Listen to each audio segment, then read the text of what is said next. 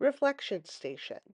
The reflection station is a place to go to check to see if you're done with your work. You reflect on your work just like you would reflect in a mirror. So that's why there's a little picture of a mirror to tell you about this station.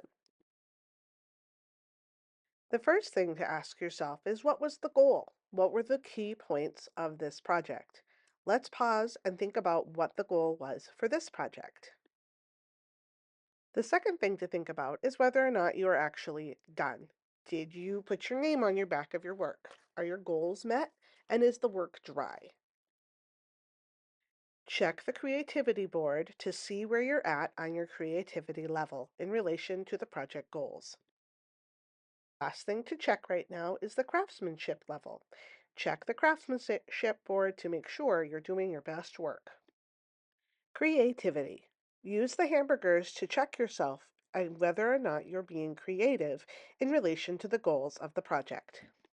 A lot of people mix up creativity and craftsmanship.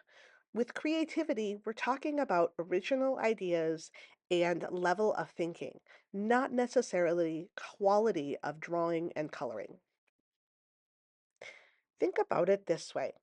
If you go to a fast food shop and order a cheeseburger and get the pictured burger, you would be pretty happy. It's got cheese and meat and pickles and ketchup and mustard. Maybe you wouldn't want one of those toppings, but that is what you would expect when ordering a cheeseburger, and that's what you got. If you went and ordered a cheeseburger but got a hamburger with just ketchup on it, you might be a little sad, but you would probably eat the hamburger because it has most of what you asked for, and that's okay. If, however, you ordered a cheeseburger and got a ketchup sandwich, it's missing the key important elements of what you were wanting. You would probably send it back to the kitchen and ask for something new. If, however, you ordered a cheeseburger but got this fancy cheeseburger where there's not just cheese, but also lettuce and tomato and onion and mayo and all these extra toppings, you wouldn't send this back to the kitchen. You would be super excited to eat it. Even if there was something you didn't like, it's still much better than the thing you asked for, so you would probably keep it and eat it. That's the same in the art room. If you give me more than what I'm asking for, I will be super happy.